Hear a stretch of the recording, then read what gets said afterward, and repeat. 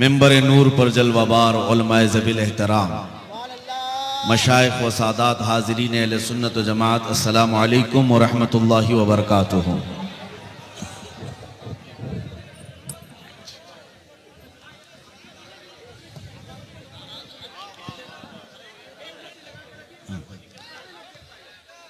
اب ٹھیک آچھے نا؟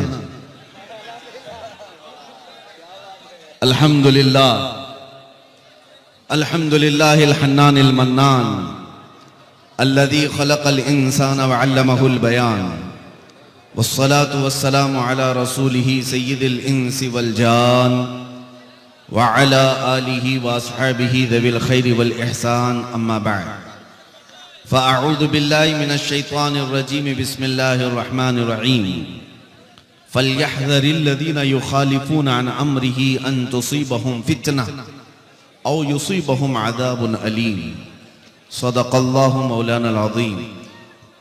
بارگاہ رسالت معاب صلی اللہ علیہ وسلم میں درود پاک کا ہدیہ پیش کریں۔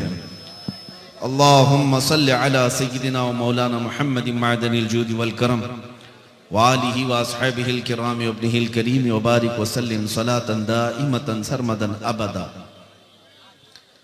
بنگال کی سرزمین، ہو سکتا ہے رات کی ٹھنڈی تو ہو، مگر مومنوں کے دلوں میں کبھی عشق رسالت کی ٹھنڈی نہیں آ سکتی۔ سبحان اللہ۔ لہٰذا جتنی بلند آواز سے آپ نعرہ اور سبحان اللہ کہتے ہیں، عشق کا تقاضا یہ ہے کہ جب میرے مصطفیٰ کا ذکر آئے تو بلند آواز سے درود پاک بھی پڑھا جائے۔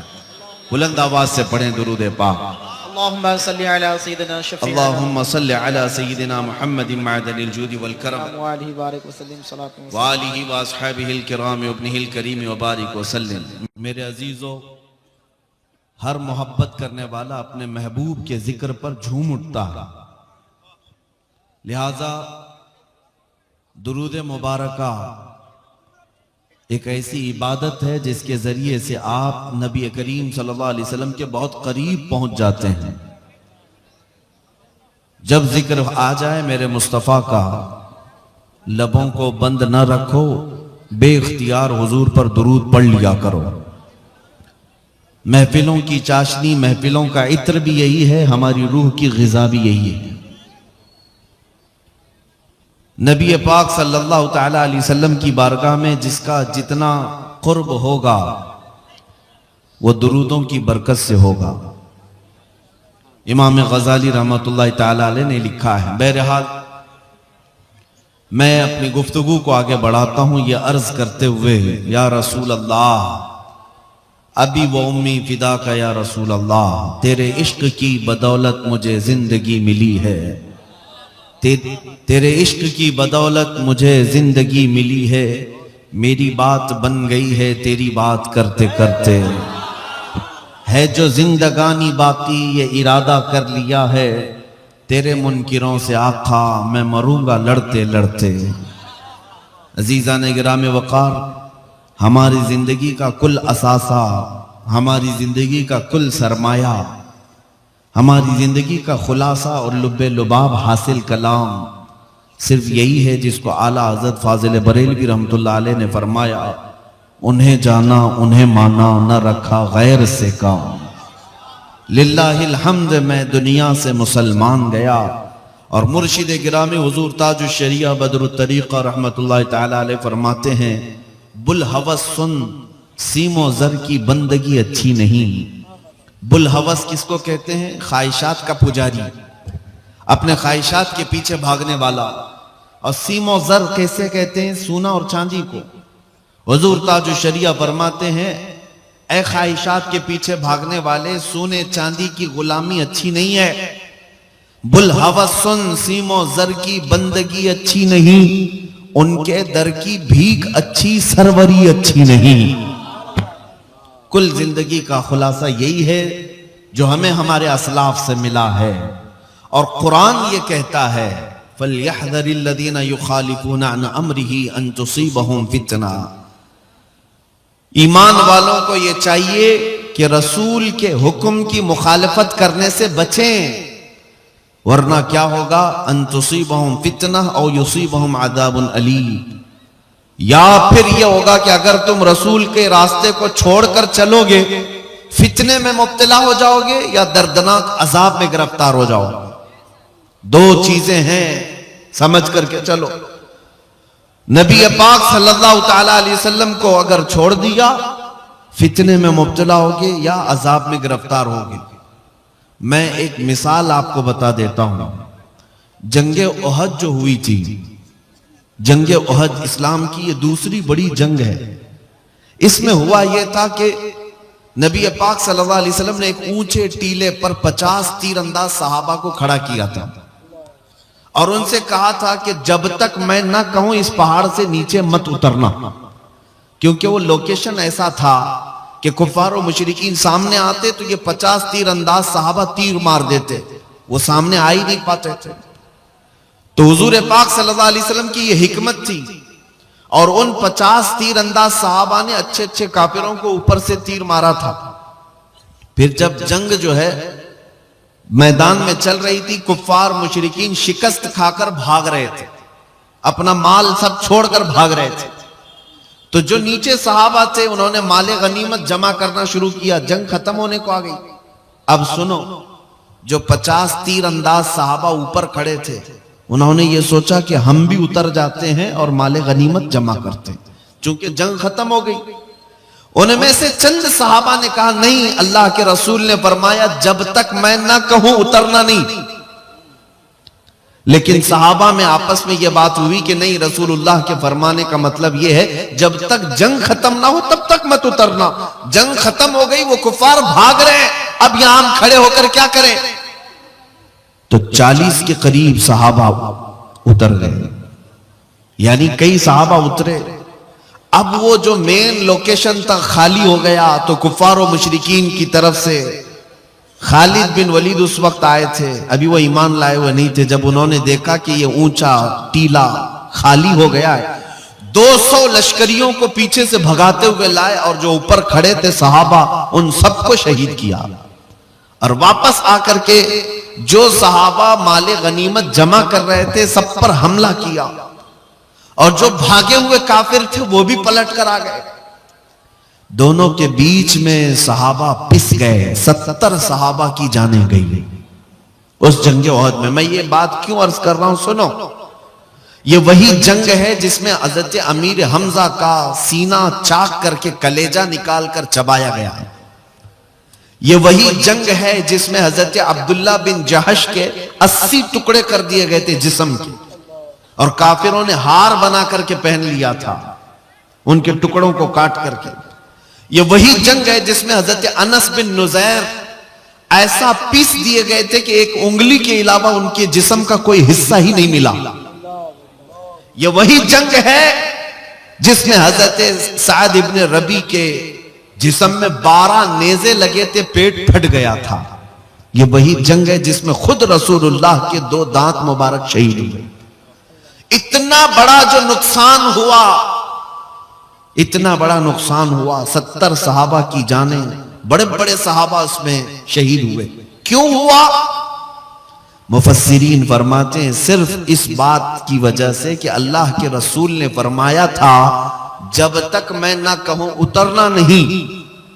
رسول پاک صلی اللہ تعالی علیہ وسلم کے فرمان کو جو آپ سمجھ رہے ہیں کہ حضور نے جو فرمایا، صحابہ نے یہ نہیں ہے کہ نافرمانی کرنی تھی، ان کی خطا اجتہادی تھی، اتر گئے جس کی وجہ سے اتنا بڑا نقصان ہوا. صحابہ نے جان بوجھ کر کے حضور کی نافرمانی نہیں کی، وہ ان کا اجتہاد تھا. انہوں نے سوچا کہ جنگ ختم ہونے تک کے لیے حضور نے فرمایا تھا جنگ ختم ہو گئی اب اتر جائیں گے. اس کے باوجود اتنا بڑا نقصان. مفسرین لکھتے ہیں اس آیت کی تفسیر میں، اے مسلمانوں جو جان بوجھ کر رسول اللہ کو چھوڑ چکا ہو، جو آج جانتے ہوئے نبی پاک کے احکام کی خلاف ورزی کرتا ہو، وہ تو احد کے میدان میں 70 شہید ہوئے تھے، آج 70 لاکھ بھی مرے تو کیا فرق پڑتا ہے؟ آج 70 لاکھ کی بھی جان جا سکتی ہے. وجہ یہی ہے جس کو اقبال نے 2 جملوں میں بیان کر دیا تھا. کیا ہے ان کے جو ہم غلام تھے خلق کے پیشوا رہے ہیں، ان کے جو ہم غلام تھے خلق کے پیشوا رہے، ان سے پھرے جہاں پھرا پھر آئی کمی وقار میں، ان سے پھرے جہاں پھرا پھر آئی کمی وقار میں۔ اے میرے عزیزو، جذبات جوش سب اپنی جگہ پر، جب تک تم محبت کے تقاضوں کے مطابق نہیں اتر سکتے، حضور پاک صلی اللہ تعالی علیہ وسلم کے لیے اپنا سب کچھ قربان کرنا ضروری ہے، صرف زبان سے نہیں۔ ابھی میں پوچھوں گا تو سب دو دو ہاتھ اٹھائیں گے کہ کون کون اپنی گردن دینے کو تیار ہے، ہر کوئی ہاتھ اٹھائے گا۔ لیکن میں یہ پوچھتا ہوں، جو بندہ حضور کے لیے جان دے سکتا ہے وہ کچھ گناہ چھوڑ کیوں نہیں سکتا؟ اپنے عادتوں کو بدل کیوں نہیں سکتا؟ اور میں نے تو یہ بھی دیکھا ہے، 8 دن کا اگر کسی کو عشق ہو جائے کسی لیلا سے، اور مجنوں کو ہم نے دیکھا ہے وہ چہرہ بھی بدل لیتا ہے، کپڑے بھی بدلتا ہے، ہیئر اسٹائل بھی بدلتا ہے، گھنٹوں لیلا کے انتظار میں جا کر کے پارک میں انتظار بھی کرتا ہے۔ مجازی عشق میں جب تو اپنے آپ کو بدل سکتا ہے، جبکہ یہ بھی بھروسہ نہیں لیلا کتنے دن تیرے ساتھ رہنے والی، یہ بھی بھروسہ نہیں، باوجود اس کے اپنے آپ کو بدل سکتے ہو، تو اس نبی رحمت شہنشاہ دو جہاں کے لیے کیوں نہیں بدلا جا سکتا، جو ہمیں ایک بار تھام لے تو دنیا میں بھی تنہا نہیں چھوڑتا، قبر میں بھی نہیں اور حشر میں بھی نہیں، حشر میں بھی وہ تنہا کبھی نہیں چھوڑتے۔ تو ان کے لیے کیوں نہیں بدل سکتے، ان کے لیے کیوں نہیں بدل سکتے؟ اس کو ہی اعلیٰ حضرت فرماتے ہیں، آج لے ان کی پناہ، آج مدد مانگ ان سے، آج لے ان کی پناہ، آج مدد مانگ ان سے، کل نہ مانیں گے قیامت میں اگر مان گیا۔ اے عزیز ساتھیوں، مسلمانوں، میری امت کے غیور نوجوانوں، ایک حدیث میں تمہارے سامنے رکھتا ہوں، سنو۔ اللہ کے رسول صلی اللہ علیہ وسلم ارشاد فرماتے ہیں، لا یؤمن احدکم حتی یکون ہواہ تبعا لما جئت بہ، تم میں سے اس وقت تک کوئی مومن نہیں ہو سکتا جب تک وہ اپنی خواہشات کو میری مرضی کے مطابق نہ بنائے۔ جس چیز کو میں لے کر کے آیا ہوں، رسول پاک لے کر کے آئے، حضور کی مرضی کے مطابق جب تک تم اپنی خواہشات نہیں بناؤ گے تب تک مومن نہیں۔ یہ کہنا آج سے چھوڑ دو کہ میری مرضی میں جیسا چاہوں گا جیوں گا، نہیں، یہ کہنا چھوڑ دو، یہ ہماری لائف ہے، ہمیں انجوائے کرنے دو۔ کسی کی لائف نہیں ہے، تم میں سے کسی کی اپنی زندگی نہیں ہے، بلکہ حقیقت میں ہے کیا ہمارے پاس؟ تاج الشریعہ سے سنو، وہ خود کہتے ہیں زندگی یہ نہیں ہے کسی کی کسی کے لیے، زندگی یہ نہیں ہے کسی کی کسی کے لیے، زندگی ہے نبی کی نبی کے لیے۔ نہ سمجھ مرتے ہیں زندگی کے لیے، جینا مرنا ہے سب کچھ نبی کے لیے۔ یہ ہے اصل زندگی، یہ ہے اصل زندگی۔ جب تک تم اپنی خواہشات کو نبی کی مرضی کے مطابق نہیں ڈھال سکتے، مومن کامل نہیں ہو سکتے۔ صحابہ اکرام رضوان اللہ تعالی علیہم اجمعین کی چند مثالیں میں تمہارے سامنے رکھتا ہوں۔ عزیزان گرامی وقار، انہوں نے جسم کی قربانیاں دی، مال کی قربانیاں دی، اولاد کی قربانیاں دی، جائیداد کی قربانیاں دی، وطن کی قربانیاں دی، رشتوں کی قربانیاں دی، کیا نہیں کیا میرے مصطفیٰ کریم صلی اللہ علیہ وسلم کی محبت پانے کے لیے، ہر چیز کو انہوں نے ٹھکرایا ہے۔ حضرت صہیب رومی ایک صحابی ہیں جوان، اور مکہ مکرمہ میں ان کا حال یہ تھا، اتنی مہنگی خوشبو لگاتے تھے کہ جس گلی سے گزرتے پوری گلی مہکتی تھی۔ جب ایمان لائے رسول پاک صلی اللہ علیہ وسلم پر تو ان کا حال یہ تھا کہ وہ ان کے ماں باپ سخت قسم کے کافر اور دشمنی میں ملوث، اپنے بیٹے کو ٹارچر کرنا شروع کیا کہ اگر تو محمد صلی اللہ تعالی علیہ وسلم پر جو ایمان لایا ہے اس سے اگر باز نہیں آئے گا تو تم کو ہم اپنی جائیداد سے آگ کر دیں گے۔ یعنی باپ کہتا ہے میری جائیداد میں تیرا حصہ نہیں ہوگا۔ بیٹے نے کہا خوشی خوشی منظور ہے، پوری جائیداد آپ رکھ لو، مجھے میرے مصطفیٰ کی محبت کا چھوڑ دیا۔ یہاں تک کہ باپ نے کہا میرے گھر میں بھی تیرے لیے جگہ نہیں، تو نکل جا۔ حضرت صہیب نکلنے لگے، سنو میرے عزیزوں، کہا کہ ٹھیک ہے تم اپنے گھر پہ رہو، میں مدینے چلتا ہوں۔ مکہ سے مدینے ہجرت کر رہے تھے تو ماں پیچھے سے پکار کر کہتی ہے بیٹا تیرے جسم پر جو کپڑے ہیں وہ بھی ہماری کمائی کے ہیں، تیرے نہیں ہیں، وہ بھی اتار دے۔ کتنے کٹھور دل تھے وہ لوگ، کتنے سخت لوگ تھے۔ حضرت صہیب نے وہ لباس بھی اتار دیا، ٹاٹ کے کپڑے پہن لی، ٹاٹ کی گونی ڈال لی، کانٹے لگا لیے اور چلنے لگے۔ تب بھی بس نہیں کیا، باپ نے کچھ گنڈوں کو بھیجا بیچ راستے میں حضرت صہیب کو مارنے کے لیے۔ گنڈے آئے، راستے میں اتنا مارتے کہ ان کی ناک پھٹ گئی، خون جاری ہو گیا، مار مار کر کے تھک گئے۔ پھر پوچھا اب کیا ارادہ ہے؟ وہ اٹھتے ہیں اور لنگڑتے ہوئے کہتے ہیں مدینے جانا ہے، مصطفیٰ کریم صلی اللہ علیہ وسلم کے ہاں جانا ہے۔ خواہشات تو یہ کہتی ہیں کہ اپنے گھر میں رہے، خواہشات تو یہ کہتی ہیں کہ میں اپنے مال کا مالک رہوں، لیکن ٹھکرا دینا صرف میرے مصطفیٰ کے لیے یہی ایمان ہے، یہ ایمان ہے۔ اور اتنے زخمی تھے، پیدل چل کر کے مدینے آئے۔ صحابہ کہتے ہیں جب وہ مدینے آ رہے تھے، شام کا وقت تھا، رسول پاک صلی اللہ علیہ وسلم مسجد نبوی سے باہر آ کر کھڑے ہیں جیسے کسی کا استقبال کرنے کے لیے کھڑے ہیں۔ صحابہ نے پوچھا یا رسول اللہ کوئی قبیلہ آ رہا ہے، کوئی وفد آ رہا ہے جس کا آپ انتظار کر رہے ہیں؟ نبی پاک صلی اللہ علیہ وسلم نے فرمایا نہیں، میرا ایک دیوانہ، میرا ایک محب میری محبت میں زخم کھا کر آ رہا ہے۔ تو صحابہ دیکھتے ہیں حضرت صہیب آ رہے تھے، زخمی حالت، گھٹنے پھوٹے ہوئے ہیں، ناک پھٹی ہوئی ہے، پورے جسم میں ٹاٹ کے کپڑے ہیں۔ جب وہ قریب آئے، نبی پاک صلی اللہ علیہ وسلم نے اپنی چادر اٹھا کر کے ان کے جسم پر ڈال دی، اپنے سینے سے لگا لیا۔ اتنی ہی بات تھی۔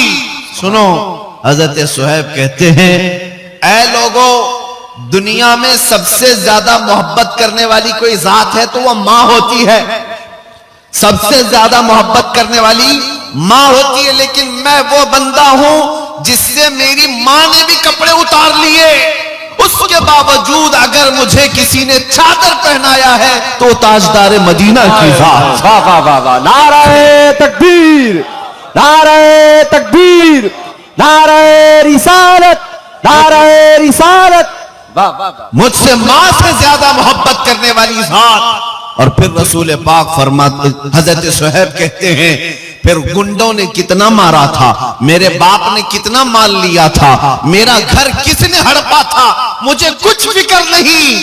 یا رسول اللہ، ہر ستم ہر مصیبت گوارا ہے، بس ایک بار تم کہہ دو کہ تو ہمارا ہے۔ ان کا مسلک تو یہی تھا، ہر مصیبت ہر ستم گوارا ہے، یا رسول اللہ بس ایک بار کہہ دو کہ تو ہمارا ہے۔ وہ صحابہ اکرام رضوان اللہ تعالی علیہ مجمعین نے مشقتیں اٹھائی ہیں، قربانیاں دی، اپنی خواہشات کو ترک کیا ہے۔ آج نوجوانوں سے میں پوچھتا ہوں، ساری خواہشات کا بنڈل تو لے کر کے اپنے ساتھ بیٹھے ہوئے ہو، اور پھر اگر صرف ہم یہاں بیٹھ کر کے نعرہ رسالت کریں اور پھر حفظ ناموس رسالت کی بات کریں، یہ کیسے ہو سکتا ہے؟ یہ کیسے ہو سکتا ہے؟ یہ شہادت گہے الفت میں ہے قدم رکھنا۔ لوگ آسان سمجھتے ہیں مسلمان ہونا، یہاں قربانیاں ہیں، یہاں پر جگہ جگہ تمہاری آزمائشیں، امتحانات ہیں۔ اے نوجوانوں، ہر چیز کے لیے تیار رہو، اس لیے کہ خدائے رب العالم، خدائے عزیز و جبار نے اس روئے زمین کے سب سے اچھے دین پر تمہیں پیدا کیا، سب سے اچھا دین اسلام جس پر تمہیں اللہ نے پیدا کیا، اور اتنا ہی نہیں سب سے محبوب رسول کی امت میں بنایا۔ ظاہر سی بات ہے جب سب سے بڑی دولت تمہارے پاس ہے تو اتنا ہی کٹھن امتحان بھی ہوگا، ویسی ہی آزمائشیں بھی ہوں گی، اور سب سے زیادہ دشمن تمہارے ہی ہوں گے، کیونکہ دولت سب سے بڑی تمہارے پاس ہے، سب سے بڑی دولت تمہارے پاس ہے۔ آپ سوچتے ہوں گے کون ہماری دشمنی کرتا ہے؟ آج ایک مسئلہ میں سمجھا دیتا ہوں آپ کو، ہمارے ملک کی بات میں کھل کر کے کہہ رہا ہوں، ہوتا ہوگا اس میں نیوز چینل والے بھی آتے ہوں گے، جس کو جتنا مرچ مسالہ لگانا ہے لگاؤ، مجھے اس سے کچھ فرق نہیں پڑتا۔ سنو، ٹی وی ڈیبیٹ میں آج سب سے زیادہ مدعا کس کو بنایا جاتا ہے؟ آنکھ بند کر کے تم بولو گے مسلمان۔ سب نیوز چینل جتنے بھی دجالی میڈیا نظام ہے، جب تک یہ ہمارا نام لیتے نہیں ان کی روٹی چلتی نہیں۔ کیوں میاں؟ کیا بات ہے؟ ایک تو میں نے سروے کی رپورٹیں دیکھی، مسلمان اس ملک میں سب سے بیکورڈ ہے۔ ان کے پاس مال کی کمی ہے، ان کے پاس ایجوکیشن کی کمی ہے، ان کے پاس سیاست نہیں، ان کے پاس قیادت نہیں، ان کے پاس ڈپارٹمنٹ میں لوگ نہیں، ان کے نیتا نہیں۔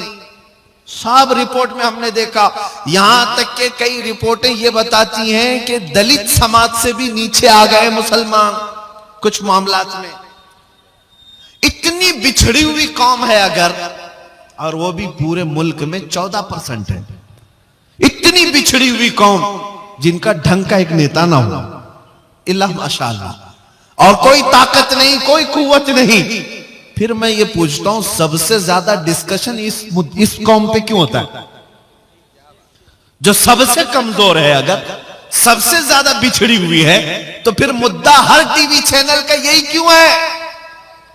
صبح سے شام تک کھولو یہی برقع، اذان، داڑھی، ٹوپی، نماز، مصلی، مسجد، اس کے علاوہ کیا ہے؟ سب کل ملا کر کے نیوز کا حاصل صرف مسلمان، صرف مسلمان۔ میں بہت دنوں تک یہ سوچتا رہا، جب اس قوم کے پاس کچھ ہے ہی نہیں تو یہ نیوز چینل میں اتنی زیادہ کیوں ہاہاکار مچی ہوئی ہمارے نام سے؟ پھر اقبال کی بات یاد آئی، کچھ بات تو ہے، کچھ بات تو ہے کہ مٹتی نہیں ہستی ہماری، صدیوں رہا ہے دشمن دور زماں ہمارا۔ کوئی بات تو ہے جس کی وجہ سے بہت زیادہ تم ٹارگٹ پر ہو، بہت زیادہ نشانے پر ہو۔ وہ کیا بات ہے؟ دنیا کو پتا ہے، شاید تمہیں پتا نہ ہو، دنیا جانتی ہے، شاید تم نہیں جانتے۔ ہاں میں مانتا ہوں تمہارے پاس سیاست کی کمی ہے، ایجوکیشن کی کمی ہے، قیادت مفقود ہے، مال و دولت میں کم ہو، اثر و رسوخ میں کم ہو، میں مانتا ہوں، لیکن دنیا کو پتا ہے یہ سب کچھ ان کے پاس نہیں۔ لیکن ایک دولت ان کے پاس ایسی ہے کہ جس دن وہ بیدار ہوئی، دنیا کا جاگنا حرام کر کر رکھیں گے۔ وہ دولت کا نام ہے عشق مصطفیٰ، جس کو اقبال نے کہا تھا، یورپ آج بھی یہ کہتا ہے، یہ فاقہ کش موت سے ڈرتا نہیں، ذرا روح محمدی اس کے بدن سے نکال دو۔ دنیا اسی بات کی دشمن ہے کہ سب لٹ گیا ہے، لیکن نام محمد پر مرنے کا جذبہ ابھی تک لٹا نہیں ہے۔ اسی لیے تو ہم پکار کر کے کہتے ہیں، رسول پاک صلی اللہ تعالیٰ علیہ وسلم کے نام پر لب پر نعت پاک کا نغمہ کل بھی تھا اور آج بھی ہے، اپنا سب کچھ گنبد خضرا کل بھی تھا اور آج بھی ہے۔ بتلا دو گستاخ نبی کو غیرت سنی زندہ ہے، ان پہ مر مٹنے کا جذبہ کل بھی تھا اور یہی وہ جذبہ ہے، یہی وہ دولت ہے، یہی وہ قیمت ہے جو تمہیں آج تک سٹینڈ کر کے رکھی ہوئی ہے۔ اب اسی دولت کو تھوڑا سا اور بڑھانے کی ضرورت ہے۔ جو چنگاری تمہارے سینوں میں جل رہی ہے، یہ شعلہ بنانے کی دیر ہے۔ جس دن یہ محبت مصطفیٰ کا چراغ شعلہ بنے گا، پھر تمہیں کسی اور طاقت کی ضرورت نہیں، تمہارا چلنا پھرنا بھی لوگوں کے لیے دشوار بن جائے گا، تمہارا رعب اللہ تعالیٰ دوسروں کے اوپر ڈال دے گا۔ اس لیے میرے عزیزوں، نبی پاک صلی اللہ تعالیٰ علیہ وسلم کی محبت اگر سچی ہے تو اپنے خواہشات کو قربان کرو، اپنے خواہشات کو قربان کرو۔ تمہاری خواہش گناہوں کے اڈوں پر لے جانا چاہتی ہے، لیکن میرے مصطفیٰ تمہیں مدینے کی طرف بلا رہے ہیں۔ اور اعلیٰ حضرت نے کیا فرمایا؟ وہ تو نہایت سستا سودا بیچ رہے ہیں جنت کا، وہ تو نہایت سستا سودا بیچ رہے ہیں جنت کا، ہم مفلس کیا مول چکائیں، اپنا ہاتھی خالی ہے۔ اور اعلیٰ حضرت نے یہ سب کو سمجھایا تھا، سونا جنگل رات اندھیری چھائی بدلی کالی ہے، سونے والوں جاگتے رہیو چوروں کی رکھوالی ہے۔ کون سے چور ہیں یہاں پر؟ کون سے چور ہیں؟ وہ اعلیٰ حضرت فرماتے ہیں آنکھ سے کاجل صاف چرا لیں، یہاں وہ چور بلا کے ہیں، تیری گٹھری تاکی ہے اور تو نے نیند نکالی ہے۔ آنکھ سے کاجل چراتے ہوئے کسی کو دیکھا ہے آپ نے؟ اعلیٰ حضرت نے اس میں مثال دیکھے کیسے، آنکھ سے کاجل چرانے والے چور یہاں پر ہیں۔ آنکھ سے کاجل کا مطلب کیا ہے؟ ایک مومن کا کاجل اور سرما عشق مصطفیٰ ہے، محبت مصطفیٰ ہے جو سب کی آنکھوں میں لگا ہوا ہے، اور یہ عشق مصطفیٰ کا سرما چرانے والے چور موجود ہیں۔ اور جب یہ تمہارے آس پاس پھٹک رہے ہیں تو گہری نیند میں سونا مناسب نہیں ہے، تم جاگتے رہو، جاگتے رہو۔ دنیا کی محبت میں فریفتہ ہونے والوں سنو، اعلیٰ حضرت فرماتے ہیں شہد دکھائے زہر پلائے، قاتل ڈائن شوہر کش، اس مردار پہ کیا للچائے، دنیا دیکھی بھالی ہے۔ یہ دنیا کا حال یہ ہے کہ دکھانے کی چیزیں شہد جیسی، اور جب کھاؤ گے تو وہ زہر ہے۔ یہ گناہوں کو سجا سجا کر لاتی ہے تمہارے پاس، اور تم اس کو سمجھتے ہو فیشن ہے، یہ ماڈرنزم ہے، اور جب تم اس کو حلول کر جاتے ہو یہ زہر ہے جو تمہیں دوزخ کی طرف لے جا رہا ہے۔ آج گناہوں کے نام بدلے جا چکے ہیں۔ بہت سارے نوجوان شراب پیتے نہیں، شراب نہیں پیتے، وسکی پیتے نہیں پیتے، لیکن بیئر پیتے۔ کیا ہے میاں بیئر کیا چیز ہے؟ کہا وہ فروٹ سے بنتا ہے۔ شراب کیا؟ شراب پکانے سے بنتا ہے، وہ بھی بہت سارے فروٹ سے ہی بنتا ہے۔ لوگوں کو ذہن بدلنے کے لیے نام بدلے گئے۔ زنا کا نام کلب رکھ دیا گیا، مجرے کرنے کے لیے، بھنگڑا ڈالنے کے لیے برے الفاظ استعمال کیے جاتے تھے۔ پہلے نچنیاں کہتے تھے، لیکن اب اس کو ڈانس کا نام دیا جائے، وہی فیشن ہے، وہ فیشن ہے۔ جوا کھیلنے والے ہوتے تھے، ان سے دنیا بچتی تھی، لیکن اب جوے باز، سٹے باز، دنیا کے بڑے بڑے کروڑ پتی بیٹنگ کرتے ہیں۔ ہم کیا کام ہے؟ کرکٹ، فٹ بال میں بیٹنگ کرنا، جوے باز، گیمبلر۔ یہ وہ لوگ ہیں جن کے متعلق رسول پاک صلی اللہ تعالی علیہ وسلم کی احادیث میں سخت ترین مذمت آئی ہے۔ سود کھانے والے، آپ بیاج کہتے رہے ہوں گے، لیکن اب دنیا اس کو انٹرسٹ کے نام سے، نیا لفظ فائنانس کے نام سے کھلاتی ہے۔ سود کا ایک لقمہ کھانے والا، میرے مصطفیٰ فرماتے ہیں، خانہ کعبہ کے سامنے اپنی ماں سے زنا کرنے کے برابر۔ مسلمانوں کو ان تمام چیزوں میں لا کر ڈال دیا گیا ہے، گناہوں کے نام بدلے گئے۔ اسی لیے ایک ہی بات میں کہہ رہا ہوں، توجہ سے سنیں، جب تک تم اپنی خواہشات کو حضور کی مرضی کے مطابق نہیں بناؤ گے، یہ دنیا قدم قدم پر تمہیں زہر پلاتی رہے گی، زہر پلاتی رہے گی۔ آپ کو کیا کیا نام دے دیے گئے۔ بہت سارے نوجوان سجنے سنورنے کے نام پر اپنا تشخص بگاڑ لیا، اپنی آئیڈینٹی بدل دی۔ تمہاری داڑیاں تو گٹر میں بہ رہی ہیں، تمہاری ٹوپیاں تو چھپی ہوئی ہیں، شرم آتی ہے۔ ان دوسروں کو دیکھو، چوٹی رکھنے میں شرم نہیں آتی، بالیاں پہننے میں شرم نہیں آتی، چوڑیاں پہننے میں شرم نہیں آتی۔ نوجوانوں کی بات کر رہا ہوں، کپڑے پھاڑ کر کے پہننے میں شرم نہیں آتی، لیکن مصطفیٰ کریم کے اخلاق پر عمل کرنے میں شرم آتی ہے۔ انصاف کرو، پھر کون سے مسلمان ہو۔ جب تک تم اپنے آپ کو نہ بدلو گے یہ حالات نہیں بدلنے والے۔ قرآن کہتا ہے ان اللہ لا یغیر ما بقوم حتی یغیر ما بانفسہم، بے شک اللہ تعالیٰ اس وقت تک کسی قوم کی حالت کو نہیں بدلتا جب تک وہ قوم خود اپنی حالت نہیں بدلتی۔ آج بدلنے کا وقت ہے۔ شاعر نے سچ کہا ہے، جگہ جگہ کے تھک چکے ہیں تمہیں یہ ہنگامے، نشاط لذت خواب گراں بدل ڈالو، غلط روی سے منازل کا بعد بڑھتا ہے، مسافروں روش کارواں بدل ڈالو۔ میں آیا ہوں صرف یہاں پر اس بات کے لیے کہ تمہارے گھروں میں ہر پیدا ہونے والا بچہ میرے مصطفیٰ کا سپاہی بن کر کے نکلے، نبی پاک صلی اللہ تعالی علیہ وسلم کی عزت پر پہرا دینے والا بن کر نکلے۔ اتنے بڑے عظیم کام کے لیے اٹھنے والا ایک بچہ، ظاہر سی بات ہے اسے اندر سے اور باہر سے پورا پاک ہونا ہوگا، اس کی تربیت پر پوری توجہ دینی ہوگی۔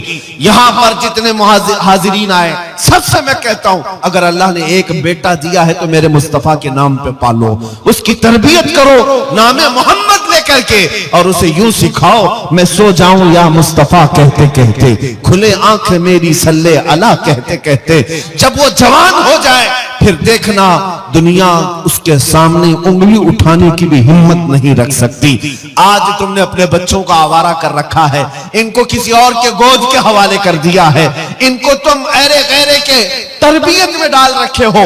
صرف اتنی بات میں کہنے آیا ہوں، تمہارا ہر بچہ میرے مصطفیٰ کا سپاہی ہونا چاہیے، نبی پاک صلی اللہ تعالیٰ علیہ وسلم کی محبت میں اس کی پرورش ہونی چاہیے۔ ایک ماں کا جذبہ دے کر میں اپنی گفتگو کو سمیٹتا ہوں۔ توجہ، مدینے کی خاتون ہے، مدینے کی خاتون ہے، جنگ احد میں ایک نوجوان شہید ہو گیا، جنگ میں ایک نوجوان شہید ہو گیا، لوگوں نے آ کر کے اس کی ماں کو بتایا تمہارا بیٹا شہید ہو گیا، اکلوتا بیٹا تھا، اگر ہماری عورتوں کا کوئی ایک جوان بیٹا دنیا سے چلا جائے پتہ نہیں وہ آسمان سر پر اٹھا لیں، ماتم کرنے لگے، چہرہ نوچنے لگے، بال کھولنے لگے۔ نہیں، مدینے کی خاتون تھی، حجاب میں نکلتی ہے، سیدھے احد کے میدان میں آتی ہے، رسول پاک صلی اللہ علیہ وسلم کا دیدار کرتی اور پوچھتی ہے یا رسول اللہ کیا مجھے اجازت ہے میں اپنے بیٹے کو دیکھ سکوں، میرے بیٹے کی لاش دیکھوں؟ نبی پاک صلی اللہ علیہ وسلم نے فرمایا ہاں تیرا بیٹا شہید ہو گیا، اللہ اس کو بلند مقام دے، جا تو دیکھ سکتی ہے۔ سنو اے مسلمانوں، وہ خاتون آئی اپنے بیٹے کو ڈھونڈتے ہوئے، میدان میں پڑی ہوئی ایک لاش ہے، جوان بیٹے کی لاش جب ماں دیکھے تو کلیجہ پھٹ جانا چاہیے، لیکن کمال ہے وہ مدینے کی خاتون، سلام ہو ان کی عظمتوں اور قربانیوں پر، اپنے بیٹے کی لاش کے قریب آئی، جسم سے جبہ ہٹایا، جسم سے جبہ ہٹایا اور پلٹا، پیٹھ پر ہاتھ پھیرتی رہی، سینے پر ہاتھ پھیرتی رہی، پھر جبہ سیدھا کیا، مسکرائی اور سجدے میں گر گئی، سجدے میں گر گئی، شکر ادا کرنے لگی۔ صحابہ وہاں کھڑے تھے، انہوں نے پوچھا اے خاتون آپ یہ کیا کر رہی ہیں؟ سنو مدینے کی خاتون کیا کہتی ہیں، کہتی ہیں بات دراصل یہ ہے میرے اس جوان بیٹے کی میں نے شروع سے پرورش اسی نام پہ کی تھی کہ کبھی اس کی جوانی کام آئے تو میرے مصطفیٰ کے کام آئے، میرے نبی پاک کی عزت کے لیے کام آئے۔ پھر جب احد کی لڑائی کا اعلان ہوا میں نے اپنے بیٹے کو سجا سنوار کر کے اپنے گھر سے رخصت کیا تھا، جب میرا بیٹا کل گھر سے مجھ سے رخصتی لے رہا تھا میں نے اس کو نصیحت کے طور پر ایک لفظ کہا تھا، بیٹا اگر جنگ میں سختیاں آ گئی، اگر دشمنوں کی طرف سے بہت زیادہ وار ہونے لگے، تجھے میں قسم دیتی ہوں نبی پاک کو چھوڑ کر بھاگنا مت میدان سے، کبھی پیٹ پیچھا کر کے بھاگنا مت، اور اگر تو میدان سے بھاگتے ہوئے مارا گیا، بھاگتے ہوئے مارا گیا، ماں کہتی ہے میں اپنا دودھ معاف نہیں کروں گی، میں اپنا دودھ معاف نہیں کروں گی۔ بچوں کی تربیت اس نام پر مدینے کی خواتین کرتی تھی، میں اپنا دودھ نہیں معاف کروں گی۔ یہ خاتون کہتی ہیں مجھے پھر جب پتا چلا میرا بیٹا شہید ہو گیا میں دوڑتی ہوئی آئی دیکھنے کے لیے، اور میں نے اس کا جبہ اٹھا کر جو پیٹھ پر دیکھا، یہی دیکھا کہ کہیں یہ بھاگتے ہوئے پیٹھ پیچھے سے تو نہیں مارا گیا، کافر ہونے سے پیچھے سے وار کر کے تو نہیں مارا، یہ بھاگتا ہوا تو نہیں مارا گیا۔ میں نے دیکھا میرے بیٹے کی پیٹھ پر ایک بھی تیر کا نشان نہیں ہے، جتنے نشان ہے سب اس نے سینے پر لیا ہے۔ اسی بات پر میں اللہ کا شکر ادا کرتے ہوئے سجدہ ریز ہوئی۔ وہ کیسی خواتین تھی، اپنا لال اور اپنا جگر دے بھی دیا، لیکن یہ دیکھا کہ میرے مصطفیٰ کی خدمت میں پورا اترا بھی ہے یا نہیں اترا۔ میرے عزیزوں، بچوں کی تربیت مدینے والے یوں کیا کرتے تھے، اس لیے مدینہ چھوٹا ضرور تھا لیکن قیصر و کسریٰ کی فوجیں بھی مدینے کے نام سے تھر تھراتی تھی، خوف سے ڈرتی تھی۔ کیوں؟ مدینہ طیبہ میں پلنے والے چھوٹے بچے بھی بڑے بڑے بادشاہوں کو آنکھ دکھانے کے قابل تھے، ان کی پرورشیں تھی اس طرح۔ اے عزیز قوم کے غیور نوجوانوں، آج میں اتنا میسج دے کر کے جاتا ہوں، آج کے جو حالات بگڑتے جا رہے ہیں اس کی وجہ یہی ہے۔ ظاہر سی بات ہے، جب تم سونے لگ جاؤ گے تو کتے راج کرنا شروع کر دیں گے، تمہارا چلنا پھرنا جاری رہے گا تو کتے اپنی اپنی جگہوں پر جائیں گے۔ آج یہ تمام حالات کے بدلنے کی وجہ یہی ہے، ہم نے اپنے ہاتھوں اپنی بہت ساری خرابیاں کی ہیں، اپنے ہاتھوں اپنی بربادیاں شروع کی ہیں۔ انہیں کون سمجھائے ہے نوجوانوں کو کہ تمہارا دین کتنا پاکیزہ ہے، کتنا خوبصورت ہے، اس سے بہتر عزت تمہیں کہیں نہیں مل سکتی۔ مصطفیٰ کریم کے قدموں میں جو عزت ہے وہ فرشتے بھی اس کی عزت کرتے ہیں، لیکن تم کہاں ڈھونڈنے نکلے؟ بالی ووڈ میں، ہالی ووڈ میں، اور تم سیریلز میں، ٹی وی چینلز میں دیکھنے پر چل پڑے۔ جب قوم اپنا تشخص اور اپنی آئیڈینٹیٹی چھوڑ دیتی ہے تو وہ لوگوں کی ٹھوکروں پر آ جاتی ہے۔ ہماری اپنی روایات برقرار رکھنا ہمیں ضروری ہے۔ آ جاؤ میرے مصطفیٰ کے اخلاق پر۔ آج جو حالات بدلے ہیں صرف تھوڑی بیداری کی ضرورت ہے۔ مجھے پتا ہے ان پاکھنڈیوں کی کوئی حیثیت ہی نہیں جو اپنے گوفے میں بیٹھ کر بھونک تو سکتے ہیں لیکن کبھی کسی محمد عربی کے شعر کا مقابلہ کر ہی نہیں سکتے۔ اتنی بات طے ہے، یہ آج سے نہیں تاریخ سے ثابت ہے۔ نبی پاک صلی اللہ تعالیٰ علیہ وسلم کی نسبت جس غلام سے ہے کتے اس کا مقابلہ نہیں کرتے۔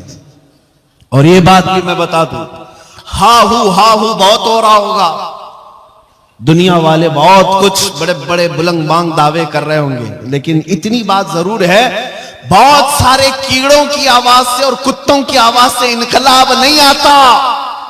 ایک شیر بھی اگر دہاڑے تو پورے میدان میں انقلاب آتا ہے۔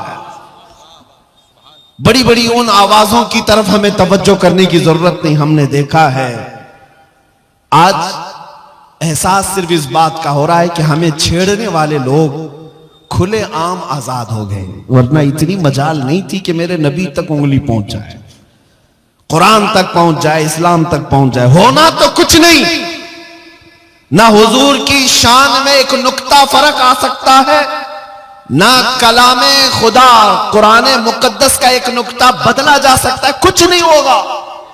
لیکن شرم کی بات یہ ہے کہ ہماری زندگی میں ان تک ہاتھ کیسے گیا، اس بات کا افسوس ہے۔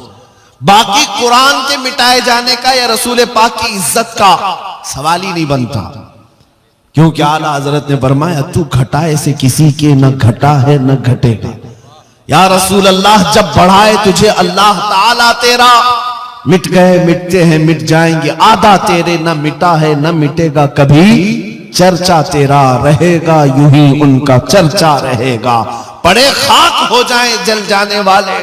نبی پاک صلی اللہ تعالیٰ علیہ وسلم کی عزت پر کوئی آنچ نہیں آ سکتی، قرآن پاک کا ایک نقطہ نہیں بدل سکتا۔ ہم نے اپنی زندگی میں بھی نہیں دیکھا وہ رافضی کتا جو دین بدلنے نکلا، اسلام بدلنے نکلا، قرآن کو بدلنے نکلا، حالت ایسی ہو گئی کہ گھر کا وہ کیا کہتے دھوبی کا کتا، نہ گھر کا نہ گھاٹ کا۔ آج یہی حالت ہو گئی، نہ ادھر کا رہا نہ ادھر کا رہا، بیچ سڑک میں پڑا رہا۔ اب تو ایسے ایسے سٹیٹمنٹ آتے ہیں اس کے جان کا خطرہ ہے، میں جان کا خطرہ ہے۔ یہ ذلت تو ابھی دنیا میں دیکھنی ہے، آخرت کی باقی ہے۔ سچ فرمایا امام عشق و محبت نے، یا رسول اللہ جو تیرے در سے یار پھرتے ہیں در بدر یوں ہی خار پھرتے ہیں، در بدر یوں ہی خار پھرتے ہیں۔ جو حضور پاک کو چھوڑتا ہے وہ ذلتوں کا شکار ہوتا ہی ہے، ہونا کچھ نہیں ہے۔ جو حضور کی طرف انگلی اٹھاتے رہے وہ سب کیڑے فنا ہو جائیں گے، سب کیڑے فنا ہو جائیں گے، برساتی موسم کے کیڑے۔ لیکن میرے مصطفیٰ کریم کی شان جیسی تھی ویسی ہی باقی رہنی ہے، بلکہ قرآن ان کے متعلق کہتا ہے وَلَلْآخِرَةُ خَيْرٌ لَكَ مِنَ الْأُولَىٰ، اے رسول ہر آنے والی گھڑی آپ کی پچھلی گھڑی سے بہتر ہے۔ آپ کی شان بلند ہوتی ہی جائے گی صبح قیامت تک۔ ارے میاں یہ تو قرآن کی بات ہے ہی ہے۔ جارج برنارڈ شا انگریز تاریخ دان ایک مورخ یا انگریز ایک دانشور ہے، وہ کہتا ہے، ہماری جماعت کا نہیں، وہ کہتا ہے میں نے دنیا میں بہت سارے انقلاب دیکھے، ریولیشن اور انقلاب لانے والی شخصیتیں جب تک زندہ تھی ان کا انقلاب بھی زندہ تھا، لوگ بھی زیادہ تھے، لیکن جب وہ شخصیتیں مر گئی تو انقلاب بھی ٹھنڈا پڑ گیا، وہ ریولیشن بھی گیا، جیسے لینن کا انقلاب، مارکسزم کا انقلاب، سوشلزم کا انقلاب، ڈیموکریٹک کا انقلاب، بہت سارے انقلاب آئے۔ جارج برنارڈ شاہ کہتا ہے لیکن ایک انقلاب مدینے سے آیا تھا، محمد الرسول اللہ کا، وہ گئے 14 صدیاں ہو گئی لیکن اس انقلاب میں ایک آنچ برابر، ایک انگلی برابر بھی کمی نہیں آئی، بلکہ ہر زمانے میں ان کے انقلاب کا اثر بڑھتا ہی جاتا، بڑھتا ہی جاتا۔ یہ کون کہہ رہا ہے؟ دوسرے خیمے کے لوگ بھی اس بات کو مانتے ہیں کہ میرے مصطفیٰ کریم کے دین پر آج بھی کوئی فرق نہیں آیا، اسلام کی فطرت میں قدرت نے وہ لچک دی ہے، جتنا ہی دباؤ گے اتنا ہی وہ ابھرے گا۔ اے مسلمانوں میرا یہ میسج سن کر کے جاؤ، ہمارے تمام مسائل کا حل یہی ہے کہ محمد سے وفا تو نے تو ہم تیرے ہیں، یہ جہاں چیز ہے کیا لوح و قلم تیرے ہیں۔ اب آؤ ہم یہ عزم کر کے آج اٹھتے ہیں، زندگیاں گزاریاں عیاشیوں میں، گناہوں کے اڈوں پر، بربادیاں تو ہم نے اپنے آنکھوں سے دیکھی ہے، لوگ آج ہمیں ٹھوکروں پر رکھ رہے ہیں، کبھی مسجدوں کی طرف نشانے، کبھی ہمارے گنبدوں کی طرف، کبھی خانقاہوں کی طرف، کبھی ہماری بچیوں کے حجاب کی طرف، کبھی قرآن، کبھی رسول، کبھی خدا کی شان کی طرف۔ لیکن آج ہر مسلمان نوجوان کو بدلنا ہوگا اور یہ عہد کرنا ہوگا، اب میں جیوں گا تو میرے مصطفیٰ کے اخلاق پر جیوں گا، ان کی سنتوں پر جیوں گا۔